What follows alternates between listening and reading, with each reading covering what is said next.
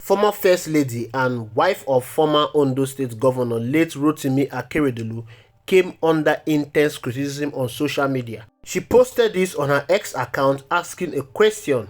She said, in 2023 Nigerian presidential election, total vote cast 25 million, counting duration 5 days.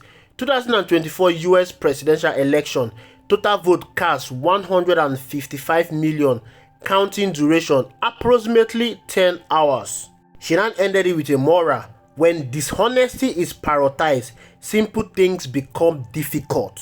This is a simple thing that is known to everyone here in Nigeria. We make simple things very complex in this country because of criminality.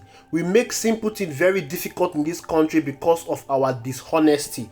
And of course, she was attacked because of this tweet, majorly from the Yoruba people. They've always been attacking her because she's an Igbo woman that got married to a Yoruba man. Some hours later, she came in response to the backlash and asked why all the noise about Aketi's widow, wetin dey happen, and made an honest but harmless observation on Nigerian and the US presidential election.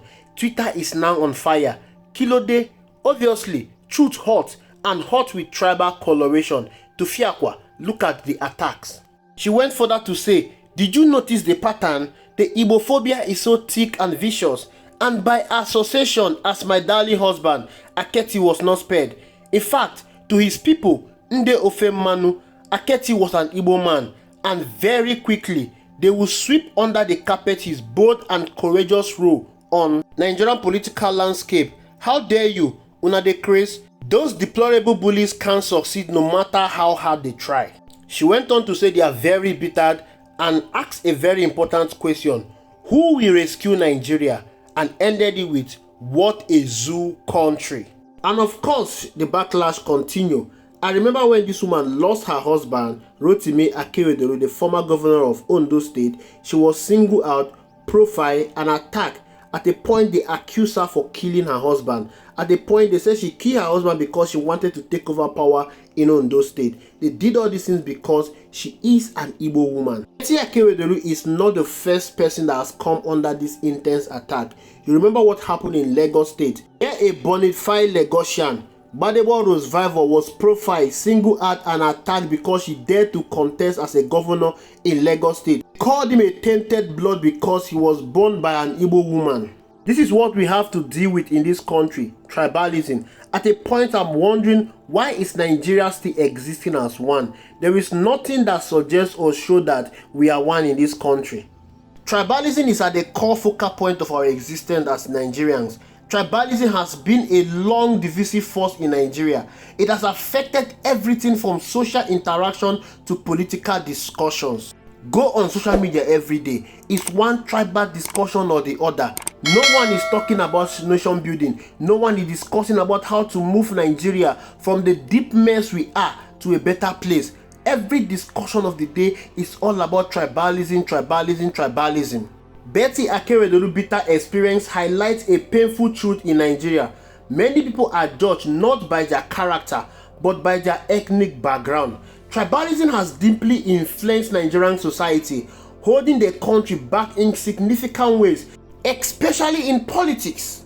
Tribalism is a menace in our society. It is very bad. Tribalism makes it hard for people from different backgrounds to work together or see each other as equals. Tribalism stops people from seeing each other for who they are and focus on where they come from. Tribalism has damaging effect on Nigerian political system. In Nigeria, people vote based on the ethnicity of a candidate rather than their qualifications or plan for development.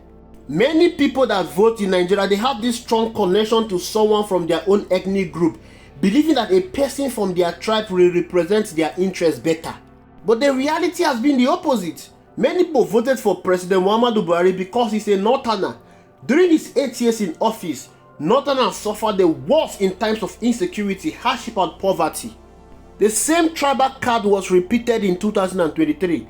They voted for Bola Ahmed Tinubu because of tribalism, and now they are the ones that are suffering the most in times of economic hardship. Mention one particular policy that Bola Ahmed Tinubu has enacted that has favored the Southwest people the more. Absolutely none, but rather videos of their parents begging for rights and being flogged by soldiers have emerged. to the point that Bola Ahmed Tinubu went to the market and they cried unto him, "We are hungry." During the elections, politicians exploit tribal loyalties to win votes. They rally support by promoting ethnic solidarity rather than presenting solid plans for the country's development. This was the same card that was played by Bola Ahmed Tinubu, a Miloko. This strategy can win you votes, but it weakens the quality of leadership. It is this same tribal card that we played that we ended up with Bola Ahmed Tinubu, a man who has gone on a destruction spree, destroying everything that this country is enjoying. How can a nation of 280 million persons vote a colossal failure in 2015? The man who took the biggest economy in Africa, the third fastest growing economy in the world, and destroy it. And they also repeated the same mistake again in 2023 by voting in another colossal failure. All this thing is because of tribalism. Nigeria, with a very huge population of 280 million persons, vast resources, but yet the country is still underdeveloped. Tribalism has slowed down Nigeria's development. A country where government appointment and contracts are often given based on ethnic loyalty. Resources are not always allocated effectively. People are appointed to key positions based on where they come from rather than their skills or experience, and this has led to poor decision making and wasted resources. Tribalism is limiting Nigerians' growth. The best ideas and the brightest minds are not always given the opportunities they deserve. They are shouting one Nigeria. There is no unity in this country. There is nothing like one Nigeria. One Nigeria only exists in the walls and in the mouths of politicians because it gives them the opportunity to have unhindered access to the nation's resources. There is no patriotism in this country. People feel more loyal to their ethnic group than to Nigeria as a whole. That is the reason why they will vote in someone they know is a failure, because the person came from their region. They don't care about the survival of Nigeria. They don't care about the existence of Nigeria. As long as it is their own person, they don't care. Anything can happen to Nigeria, but that person should win an election. Tribalism has made Nigerians not to see each other as people from the same country. It is always Igbo, Hausa, Yoruba. This has prevented Nigerians from coming together to address the common challenges like poverty, unemployment, and insecurity. We cannot even sit down to discuss our challenges. When you want to discuss the challenges, they will call you hater because you are discussing the challenges that is being caused by a Yoruba man. We can't even hold the government in power accountable. We are divided along ethnic lines. For years, we've been practicing tribalism in this country. And this has led us nowhere. It has rather destroyed this country. It has made Nigerians to be poorer. It has caused insecurity in our land. For Nigeria to progress, the people must see each other as one. If we cannot see each other as one in this country, there is no need for us to be together. This country should be divided.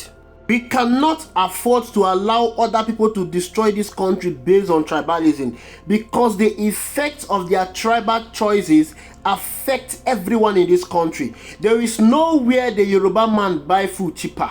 There is nowhere the Hausa man travel on a well-paved road. There is no alternate Nigeria where some persons are secured and immune from the hardship, inflation, insecurity in the land.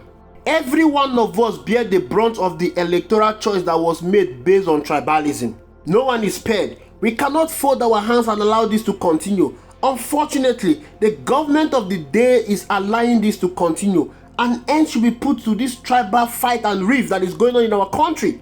Our institutions should be strengthened to ensure that everyone that is involved in tribal fight or rift should be arrested. Enough is enough. Thank you for watching. I will see you in the next video. Good morning, my good people of Ondo State. What a black Wednesday. We lost our governor. May God forgive him all his sins, and may God accept him on his right side. Folks, there is nothing that kills a man than having a bad wife. You may not know, but I've been following all the events. Akeredolu did not enjoy his last days on earth despite all the wealth. And this is a big lesson to we that he has left behind here. To we that it's not that money cannot buy you happiness. Money cannot buy death. Money cannot cure sickness except God Almighty. And this happens if you have a good wife by you, a wife that can intercede on your behalf, either a Muslim or a Christian.